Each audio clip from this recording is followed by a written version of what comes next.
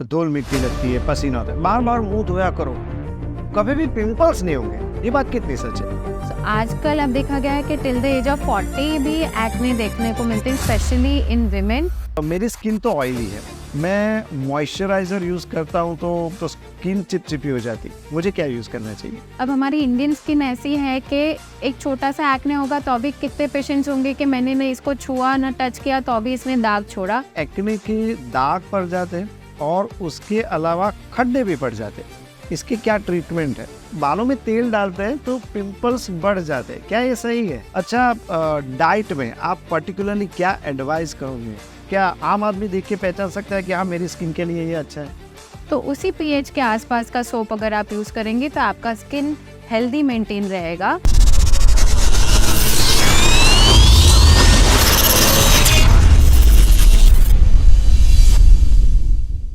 Hello friends, Kumar bioscope में आपका स्वागत है। मैं हूं आपके साथ कुमार। दोस्तों, आज का जो हमारा पॉडकास्ट है वो ऐसी समस्या पर आधारित है जिसका सामना आमतौर पर हर स्त्री या पुरुष ने अपनी टीनेज या यंग एज में किया होता है। जी हाँ, मैं बात कर रहा हूँ पिंपल्स की। हम जब भी किसी की साफ स्किन देखते हैं तब हमको ऐसा लगता है कि इसकी स्किन इतनी साफ कैसे, और ख़ास करके हमारे फेवरेट स्टार्स जो कि बड़े पर्दे पे दिखते हैं, तब हम हमेशा ऐसा सोचते हैं कि इनकी स्किन इतनी बेदाग और इतनी ग्लो कैसे करती है। आज हम बात करेंगे कि टीनेजर्स और यंगस्टर्स में पिंपल्स क्यों होते हैं और उनको कैसे हटाया जा सकता है, उसका परमानेंट सॉल्यूशन क्या है। जिसके लिए हमारे साथ जुड़ी है जानी मानी डर्मेटोलॉजिस्ट डॉक्टर नम्रता ठाकर। तो आइए उनसे बातचीत शुरू करते हैं, लेकिन उसके पहले मैं आपको बता दूं कि आप हमारे चैनल को सब्सक्राइब कीजिए और कमेंट बॉक्स में आप ज़रूर लिखिए कि आपको ये हमारा एपिसोड कैसा लगा, क्योंकि डॉक्टर नम्रता बीच बीच में बहुत सारी टिप्स हमको देने वाली है। तो आइए बातचीत शुरू करते हैं डॉक्टर नम्रता से। डॉक्टर नम्रता, हमारे कार्यक्रम में आपका बहुत बहुत स्वागत है।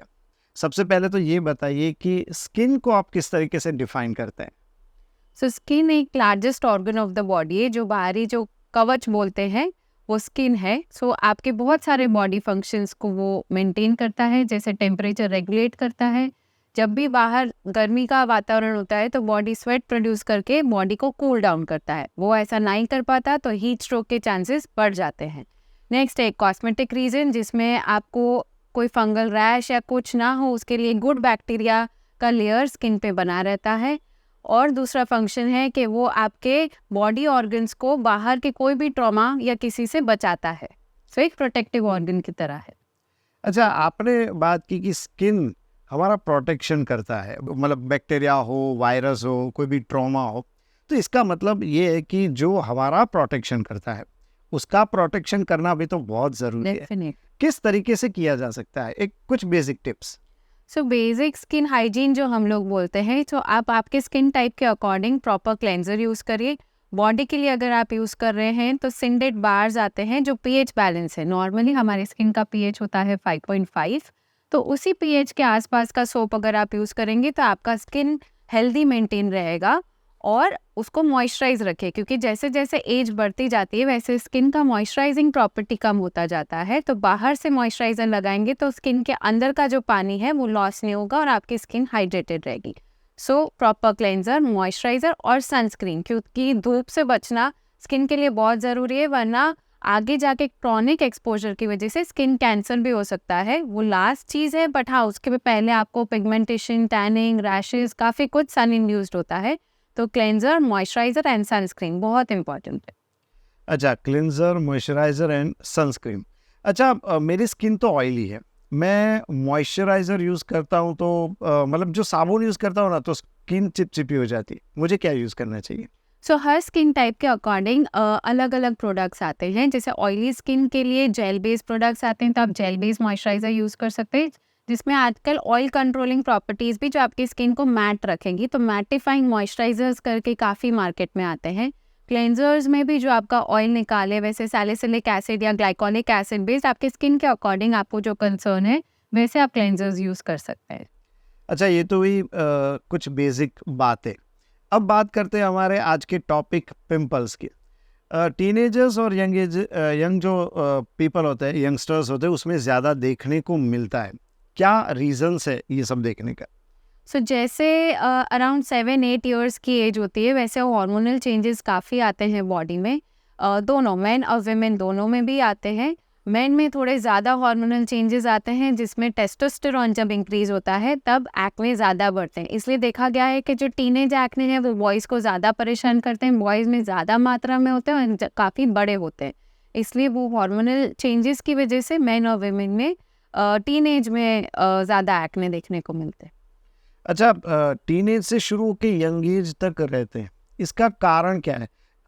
अगर हम ये सोचें कि टीनेज में हार्मोनल इम्बैलेंस रहता है, हार्मोनल चेंजेस रहते हैं, यंग एज में भी वो चीज़ चलती ही रहती है, इसका क्या कारण? सो आजकल अब देखा गया है कि टिल द एज ऑफ 40 भी एक्ने देखने को मिलते हैं, specially in women. Old age में भी एक्ने देखने को मिलते हैं। तो पेशेंट्स काफ़ी बार आके बोलते हैं कि मैं बचपने में तो हुए तो अभी क्यों हो रहे, अब तो मैं बूढ़ी हो गई। But this is all because के आपके हार्मोनल इम्बैलेंस की वजह से, तब हार्मोन चेंज था, अभी हार्मोन इम्बैलेंस है। हार्मोन्स बैलेंस हो जाते हैं 20-22 की एज तक। वॉटेवर हार्मोन्स जो होते हैं बॉडी में फीमेल वर्सेस मेल वाले, वो बैलेंस हो जाते हैं। पर अगर कोई कारण सर इम्बैलेंस कंटिन्यू रहता है, जिसके कारण हो सकते हैं लाइफस्टाइल, स्ट्रेस, सेडेंट्री लाइफस्टाइल यानी कोई एक्सरसाइज ना करना, रोज़ बाहर का जंक खाना, रोज़ back to back late nights करना, तो ये सब चीज़ें over a period of time आपके हार्मोन्स में काफ़ी हद तक इम्बैलेंस लाती है, जिसकी वजह से old age till the age of 40-45 जब तक आपका मेनोपॉज नहीं आ जाता तब तक आपको एक्ने होते रहते हैं। पिंपल्स के आमतौर पे सिम्टम्स किस तरीके से दिखते हैं? नॉर्मली तो हम बोलते हैं कि भाई एक आध दो यहाँ पे दिखे, लेकिन क्या पिंपल्स बहुत सारे बढ़ जाते हैं? किस तरीके से रहता है पिंपल्स का पूरा क्राइटेरिया? सो एक्ने नॉर्मली कोमेडोन से स्टार्ट होता है। कोमेडोन्स यानी जो वाइट एंड ब्लैक हेड्स होते हैं वो, जिसमें जो छिद्र होते हैं, जो पोर्स होते हैं वो क्लॉग हो जाते हैं, छिद्र बंद हो जाते हैं। इसलिए अंदर का जो रूटीन में कचरा बाहर निकलता है, स्किन प्योरीफाई होती है, वो हो नहीं पाती। इसलिए फिर वो ब्लैक हेड का फॉर्म लेती है। और ब्लैक हेड जब बाहर की बैक्टीरिया से सेकेंडरीली इन्फेक्ट होता है तो उसमें बनता है एक्ने। अब एक्ने में भी बहुत सारे टाइप्स के होते हैं। जो नॉर्मल एक्ने वल्गारिस बोलते हैं वो फेस, चेस्ट, बैक, आर्म्स ये सब पे देखने को मिलते हैं। एक्ने फल्मिनेंस यानी बहुत ही सीवियर फॉर्म ऑफ एक्ने, जिसमें बहुत सारा रेडनेस, बहुत सारा इन्फ्लेमेशन, बहुत सारा पस फिल्ड एक्ने देखने को मिलता है। और एक्ने कॉन्ग्लोबेटा जिसमें बहुत सिस्टिक एक्ने यानी ऊपर से आपको उसका मुख नहीं दिखाई देगा पर अंदर से गांठें अंदर ज़रूर दिखती हैं। तो काफ़ी सीवियर टाइप्स ऑफ एक्ने भी देखने को मिलते हैं। अच्छा, सीवियर टाइप ऑफ जो एक्ने आपने बताया, उसके पहले मेरे दिमाग में एक दो क्वेश्चंस आए। सीवियर टाइप की हम बात करेंगे, लेकिन उसके पहले कई बार एक्ने के दाग पड़ जाते हैं और उसके अलावा खड्डे भी पड़ जाते हैं, इसके क्या ट्रीटमेंट है? डेफिनेटली। सो इसलिए मैं हर पेरेंट को बोलती हूँ जब वो किसी और कंसल्टेशन के लिए आते हैं पर मुझे एक्ने दिखते हैं तो मैं बोल देती हूँ भाई एक्ने का भी एटलीस्ट टॉपिकल ट्रीटमेंट स्टार्ट करा दो, क्योंकि एक्ने को चले जाते हैं जब हार्मोन्स बैलेंस हो जाते हैं जैसे मैंने बोला। बट अगर आप उसकी टाइमली ट्रीटमेंट नहीं करते तो वो दाग छोड़ते हैं, खड्डे छोड़ते हैं। दाग आप ट्यूब से भी ठीक कर सकते हैं पर खड्डे कोई ट्यूब से ठीक नहीं होते, इसलिए उसके लिए आपको स्कार ट्रीटमेंट करानी पड़ती है। तो दाग के लिए काफ़ी ट्यूब्स आती हैं जैसे azelaic acid base, glycolic acid base, तो जो आपके दाग को कम करती है।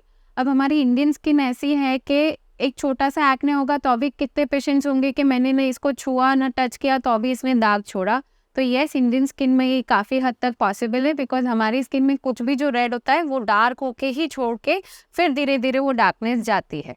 सो वो ना हो उसके लिए आप टाइमली एक्ने ट्रीटमेंट लेंगे तो ये सब साइड इफेक्ट्स आप प्रिवेंट कर सकते हैं। अच्छा, आपने जो स्कार की ट्रीटमेंट बताई, क्या उसके कोई साइड इफेक्ट्स दिखते हैं? नहीं, साइड इफ़ेक्ट्स नहीं हैं, पर एक बार खड्डे पड़ जाए और अगर आप बहुत टाइम तक राह देखें, सपोज़ आपको टीनेज में एक्ने हुए थे, उसके खड्डे हुए थे और आप शादी के टाइम पे अराउंड 25-28 के साल पे आते हो कि भई अब मुझे 10 साल हो गए खड्डे हुए, पर अब मुझे आप ट्रीटमेंट कर दो। तो क्या होता है, खड्डे जम जाते हैं, तो ट्रीटमेंट से इतना 100% रिस्पॉन्स नहीं आएगा, आपको अराउंड 60-70% रिस्पॉन्स आ जाएगा। इसलिए अगर खड्डे हुए हैं, तो जितना जल्दी आप उसका ट्रीटमेंट कराएँगे, तो बेटर आउटकम मिलेगा। आपने जो सीवियर कंडीशंस की बात की, उसमें सिम्टम्स कैसे होते हैं, उसकी ट्रीटमेंट किस तरीके से होती है? क्योंकि शायद वो आम क्रीम से या टैबलेट से ना भी मिटे। करेक्ट। सो पेशेंट्स बहुत पेन में आता है, पूरा स्किन उनका इन्फ्लेम, सूजा हुआ मुंह होता है, पस वाले बहुत सारे एक्ने देखने को मिलते हैं, बड़े बड़े एक्ने देखने को मिलते हैं। पेशेंट का कॉन्फिडेंस भी बहुत हद तक लूज़ हो जाता है, बिकॉज़ चेहरा काफ़ी हद तक पस की फुंसियों से भरा हुआ पूरा चेहरा दिखता है। इसलिए कुछ केसेस में जैसे एक्ने फल्मिनेंस है, तो उसमें हम लोग पेशेंट को बोल के ही थोड़े टाइम के लिए हमें स्टेरॉइड देना पड़ता है, ताकि वो जो इनको पस वाले एक्ने हैं वो खड्डे ना छोड़े और अच्छे से हील हो जाए। तो स्टेरॉइड क्या काम करता है? इन्फ्लेमेशन घटाता है। तो आप डॉक्टर के एडवाइस के अंदर अगर लो डोज स्टेरॉइड आपके फेस को अच्छा करता है तो इसमें कोई बुराई नहीं है। सो हाँ, हम लोग स्टेरॉइड का साथ लेते हैं। सीवियर केसेस ऑफ एक्ने में हम लोग ओरल एंटीबायोटिक्स देते हैं, टॉपिकल एंटीबायोटिक्स देते हैं और प्रॉपर मॉइस्चराइजर सनस्क्रीन की सलाह देते हैं। अच्छा, मैं जब स्कूल में था और डॉक्टर नम्रता, तो दोस्तों में हमारी बातचीत होती थी, बालों में तेल डालते हैं तो पिंपल्स बढ़ जाते हैं, क्या ये सही है? डेफिनेटली, बिकॉज क्या होता है कि आप पहले के ज़माने में कंटिन्यूअस जैसे ही सर धो के आए वैसे ही तेल डाल दिया जाता था। फिर थ्रू आउट द डे जैसे पसीना होता है, आप रात को सो रहे हो तो वो सब तेल फेस पे आता है। तो जैसे मैंने बोला, छिद्र खुले होने चाहिए ताकि अंदर का कचरा बाहर निकले। तो तेल क्या करता है? छिद्र बंद कर देता है। स्पेशली ऑल ऑयल्स वो कोमेडोजेनिक होते हैं। कोमेडोजेनिक यानी आपके छिद्र बंद करने की कैपेसिटी उनमें रहती है। तो वो आपके छिद्र बंद करके ब्लैक हेड का फॉर्म लेंगे और ब्लैक हेड में से ही फिर एक्ने बनता है। इसलिए मैं तेल का मना करती हूँ। स्पेशली उनको जिनको एक्ने रहता है, तेल डालना है तो आप शैम्पू से 1 घंटा पहले डाल के फिर हेड वॉश कर सकते हैं। आपने बात की थी फास्ट फूड और जंक फूड स्किन को इफेक्ट करते हैं। अच्छा, हमारी डाइजेस्टिव सिस्टम में भी ऐसा कुछ होता है कि हम अगर नॉर्मल डाइट ले तो भी पिंपल हो सकते हैं, या ऐसा नहीं है? सो नॉर्मल डाइट में जैसे दूध मैं बंद करवाती हूँ, शुगर मैं बोलती हूँ काफ़ी हद तक कम करें, तो there is a definitely gut skin axis एक रहता है। गट अगर अच्छा हेल्दी रहेगा तो आपका स्किन हेल्दी रहेगा। जिसको बार-बार फोड़े होते हैं, सर में होते हैं, मुँह पे होते हैं, बार-बार जिनको फोड़े होते हैं, उनके लिए मैं डेफिनेटली बोलती हूँ कि आप दूध बंद करिए और गेहूँ बंद करिए। ये 2 से काफ़ी हद तक गट हेल्थ में फ़र्क पड़ता है। गट का इन्फ्लेमेशन, पेट का इन्फ्लेमेशन काफ़ी हद तक कम होता है, इसलिए फिर आपको डेफिनेटली स्किन में इम्प्रूवमेंट दिखता है। तो डाइजेस्टिव सिस्टम को भी ठीक रखना बहुत ही ज़रूरी है। अच्छा, डाइट में आप पर्टिकुलरली क्या एडवाइस करोगे?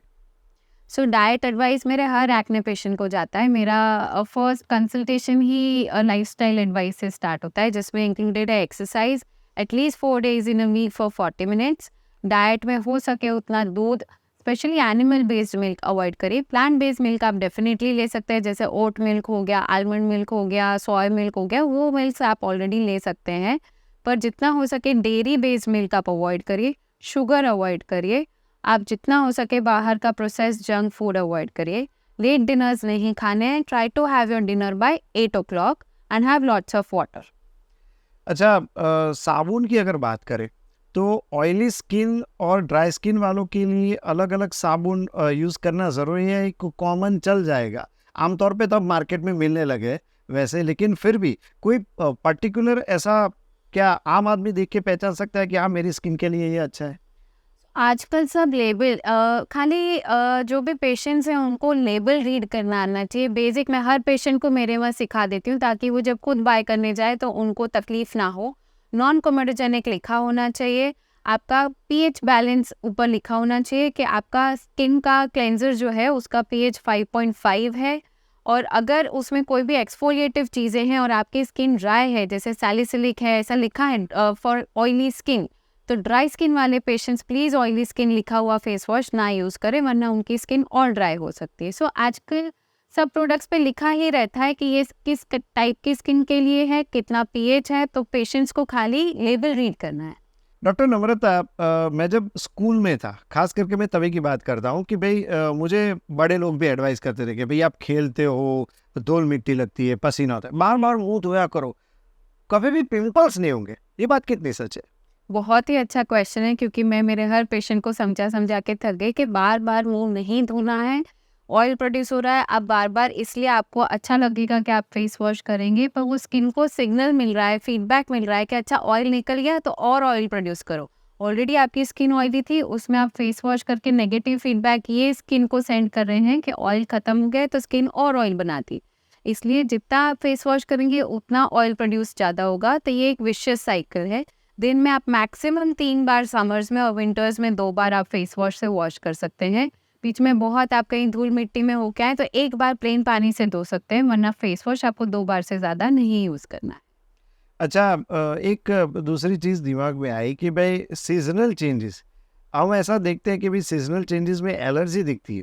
क्या skin infection, not only pimples, कोई भी स्किन इन्फेक्शन दिख सकता है सीज़नल चेंजेस? सो डेफिनेटली जैसे समर्स हैं, मानसून है, तो इसमें स्वेटिंग, ह्यूमिडिटी काफ़ी रहता है। तो इन सीजन्स में आपको गुमड़े होना, फंगल इन्फेक्शन होना, ये सब चांसेस ज़्यादा रहते हैं। मानसून टाइम में वायरल रैशेस होना बहुत कॉमन है। मॉस्किटो बाइट इंड्यूस जितने भी डेंगू ये सब बीमारियां आएंगी, उसके बाद के जो रैशेस है पोस्ट एक्जेंथम, जो हम लोग बोलते हैं पोस्ट वायरल एक्जेंथम, वो काफ़ी देखने को मिलते हैं। विंटर में ड्राइनेस इंड्यूस ज़ेरोटिक स्किन, जिसमें इचिंग बहुत होती है, खरजवा होता है, सोराइसिस का फ्लेयर आता है, तो ये सब चीज़ें विंटर्स में देखने को मिलती है। तो हर सीज़न के अकॉर्डिंग हम लोग स्किन केयर उस हिसाब से चेंज करते रहते हैं। ओके, आखिर में एक संदेश हमारे दर्शकों के लिए, स्किन केयर के लिए एक्चुअली क्या करना चाहिए, कितना करना चाहिए? डेफिनेटली अभी it's the need of the hour, because social media की वजह से पेशेंट्स कुछ भी लगा के आ रहे होते हैं, उनको नॉलेज नहीं रहता है, पर किसी ने बोला तो लगा दिया, ऐसे करके स्टेरॉइड वाली क्रीम्स भी लगा के आते हैं, जिससे काफ़ी हद तक साइड इफ़ेक्ट हो सकता है। सो बेसिक आपके डॉक्टर को विजिट करके आपकी स्किन के अकॉर्डिंग जो भी आपको मॉइस्चराइज़र, क्लेंजर और ट्रीटमेंट का जो भी ज़रूरत है, वो डॉक्टर से एक बार लिखवा लीजिए। और अगर आपको लगता है कि सीज़न चेंज हुआ, अब मुझे सूट नहीं हो रहा, तो आप डॉक्टर के पास जाके वापस चेंज करवा लीजिए। पर खुद से खुद कोई भी दवाई फेस पे नहीं लगानी। ये आपका एक्सटर्नल अपीयरेंस है जो आपको एक कॉन्फिडेंस प्रोवाइड करता है, तो आपकी स्किन से छेड़छाड़ ना करिए। डॉक्टर नम्रता, आप हमारे साथ जुड़ी इसलिए आपका बहुत बहुत धन्यवाद। Thank you. दोस्तों, आपने देखा कि डॉक्टर नम्रता ने बहुत ही अच्छी बातें स्किन केयर के बारे में बताई। मैंने आपको शुरू में ही कहा था कि वो पूरे वीडियो में बीच बीच में बहुत अच्छी टिप्स देगी, और मुझे आशा है कि आप उस टिप्स को फॉलो करेंगे। लेकिन सबसे बढ़िया बात तो ये है कि आपको ये जानना ज़रूरी है कि कोई भी प्रॉब्लम हो तो आप अपने डॉक्टर को कंसल्ट कीजिए। बिना डॉक्टर को कंसल्ट किए आप कोई भी दवा या क्रीम का यूज़ मत कीजिए। हमें आशा है आज का एपिसोड आपको पसंद आया होगा। Thank you.